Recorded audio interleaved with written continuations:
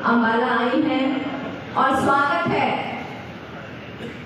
उस फौज का जो बहन जी के पीछे दिन रात लगी रही, जिनका पूरा योगदान न केवल सिरसा जितवाने में रहा बल्कि अंबाला की सीट भी मैडम की झोली में डाली। कांग्रेस पार्टी से तो हम सबको प्रेम है ही, लेकिन मैं अपना बताती हूँ कि मेरा निजी प्रेम मैडम से बहुत ज्यादा है।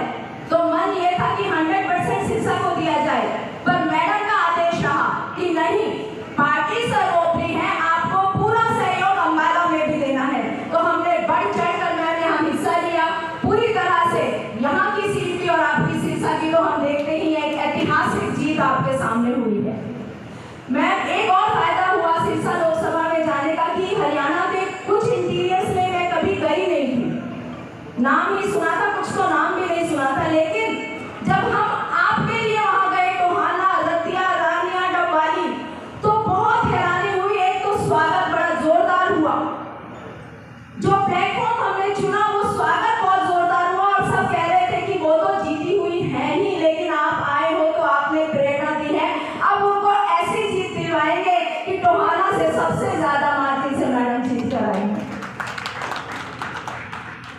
लेकिन अभी बाजियां खत्म नहीं हुई है, बहुत ज्यादा जश्न और खुशी अभी हमें नहीं मनानी है। ये मेरा एक, मैं अपनी तरफ से ये बात कहती हूँ, क्योंकि जब तक हम मैडम को सीएम की कुर्सी तक ना पहुंचाते, हमें टिक कर नहीं बैठना है। हमें अपने निजी स्वार्थ से ऊपर उठकर, अपने पर्सनल इंटरेस्ट से ऊपर उठकर, जैसे भी मैडम आदेश दे, जैसे एक फौजी को उसका सीओ आदेश देता है और वो अपना घर सब छोड़कर, अपने सारे कंफर्ट छोड़कर, अपनी फैमिली छोड़कर ड्यूटी पर लग जाता है, ऐसे ही हमें निस्वार्थ भाव से, निस्वार्थ शब्द पर मैं जोर दे रही हूँ। देखिए, केवल 90 टिकट्स मिलेंगी हरियाणा में, 90 ही कैंडिडेट्स होंगे और उनमें से ही कोई चुना जाएगा। लेकिन अगर मैडम चीफ मिनिस्टर बन जाती हैं तो आप सब अपने अपने इलाके में बिना इलेक्शन लड़े आप एमएलए के बराबर हो जाते हैं। तो जो टिकटार्थी है तो भी, टिकटार्थी नहीं है तो भी, जो कार्यकर्ता है तो भी, कार्यकर्ता नहीं है, जो शौकिया आए हैं, जो मजबूरी में लाए गए हैं, सभी से अनुरोध है कि बढ़ चढ़कर अपना पूरा 100% दे। और 4 महीने 5 महीने का टाइम हमारे पास है, लक्ष्य बड़ा है, समय कम है, जितनी ताकत झोंक सकते हैं झोंक दीजिए। आदेश मैडम देंगे, काम हम करेंगे, जैसे जैसे रास्ता मैडम आप दिखाओगे हम आगे बढ़ेंगे। हम अपना सब कुछ छोड़कर, हर तरह का कष्ट उठाकर इस टाइम आपके साथ खड़े हैं, क्योंकि जो मौका आज है वो वापस पता नहीं दोबारा आएगा कि नहीं। इस मौके को हमें नहीं चूकने देना, बिल्कुल नहीं चूकने देना। और सबसे बड़ी बात, एक महिला, पहली महिला मुख्यमंत्री के सिर पर अगर हरियाणा का ताज होगा तो जो मेरी बहनें, जो मेरी महिलाएं हैं, वो कितना तरक्की करेंगी, आप इस बात पर गौर कीजिए। 1.5 करोड़ से ज्यादा की संख्या है महिलाओं की हरियाणा में। अगर मैडम मुख्यमंत्री बनकर आती हैं तो आपकी घर में आपकी बेटियां, आपकी बहुएं कितनी तरक्की करेंगी। हर कोई पढ़ाई करेगा, हर कोई नौकरी पर लगेगा और हर कोई समाज में आगे निकलेगा। तो इस बात को ध्यान में रखते हुए एक 4 पंक्तियों से अपनी बात को खत्म करना चाहूंगी। ऐ खाके नशीनों उठ बैठो, वो वक्त करीब आ पहुंचा है, जब ताज गिराए जाएंगे, जब तख्त गिराए जाएंगे, जब ताज उछाले जाएंगे। सिर भी बहुत है, बाजू भी बहुत है, बढ़ते भी चलो, करते भी चलो, अब तेरे मंजिल पर ही डाले जाएंगे, अब तेरे मंजिल पर ही डाले जाएंगे। बहुत बहुत धन्यवाद। बहुत बहुत शुक्रिया आपका और बहुत अच्छा।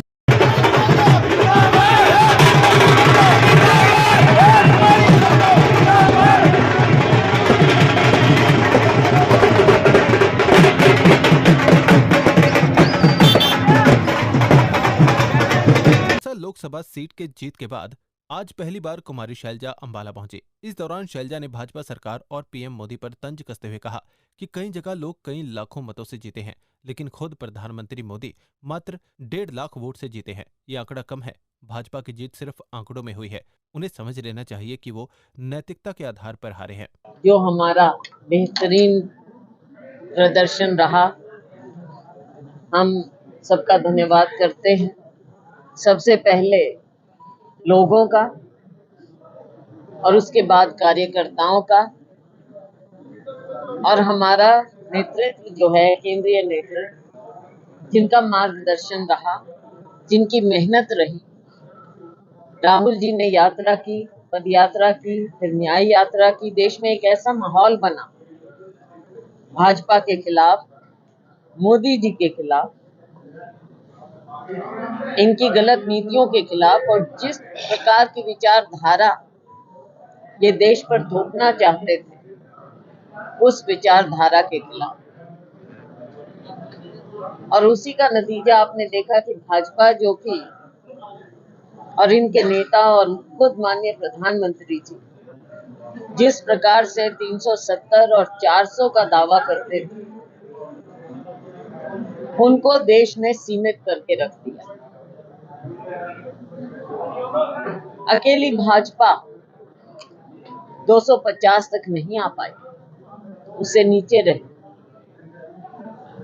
और देश ने देखा कि 3 घंटे तक, तो 3-4 घंटे तक खुद माननीय प्रधानमंत्री जी ट्रेल कर रहे हैं। जहां लोग 10-10 लाख से, 8-7 लाख से, लाखों से लोग जीते, उनकी अपनी पार्टी के भी जीते, वहां माननीय प्रधानमंत्री जी खुद मात्र 1.5 लाख वोट से जीते। और खुद अयोध्या ने दिखाया, जहां पर ये धर्म के नाम से वोट मांगना चाहते थे, अयोध्या के लोगों ने भी इन्हें नकारा। कोई छोटी बात नहीं। आपकी राजनीति, जिसका धर्म का नाम लेकर देश को एक अलग दिशा में ले जाना चाहते थे, आज देश ने आपको, आपकी विचारधारा को पूरी तरह से नकार दिया। ठीक है, आंकड़ों में जरूर इनकी सरकार बनी, लेकिन अगर नैतिकता के आधार पर हम देखें तो ये इनकी हार हुई है, और इन्हें अपनी हार को मानना चाहिए। एक्टिव पोल को तो पोल खुल गई। अगर टिकट वितरण ठीक से हुआ होता, सही से फीडबैक दिया होता, तो मैं और मेरी राजनीति ना होती। टिकटों का आकलन सही होता तो जरूर 10 की 10 सीटें जीतते। हमारे प्रभारी ने अगर सही सलाह ऊपर दी होती तो हम 10 की 10 सीटें जीत जाते। वहीं विधानसभा सीटों के वितरण को लेकर कहा कि हमारी कोशिश रहेगी कि ऊपर सही से फीडबैक दिया जाए, जो पिछली बार हुआ वैसा ना हो। एग्जिट पोल पे तो पोल खुल गई, वो तो आपने देख लिया। अब मीडिया में जिस प्रकार से मीडिया को कंट्रोल किया जाता है, और मीडिया को तो तोता बना के रख दिया, जो पीछे बोलेंगे वो मीडिया बोले, वो आपने देख लिया। और वो 2 दिन में पर्दाफाश हो गया उस बात का, जब असली नीचे आए तो क्या क्या निकला। ये बात जरूर है, देखो कि जिस तरह का लोगों का मूड था, अगर टिकट वितरण ऊपर ठीक से फीडबैक दिया होता, मैं और मेरा की राजनीति ना होती, मेरिट पे हम टिकटों का आकलन करते, तो जरूर मुझे विश्वास है कि हम 10 की 10 सीटें जीत सकते थे। लेकिन अब जो हुआ, जैसे हुआ, वो सबको पता है, सबके सामने है। ज्यादा डिटेल में मैं क्या बताऊं, आप लोग खुद देख सकते हो यहाँ पे क्या कमजोरी रही। मुख्यमंत्री के सामने, पूर्व मुख्यमंत्री के सामने हम ढंग से, टाइम से नहीं फैसले ले पाए, इसको क्या बोले। हमारे प्रभारी ने भी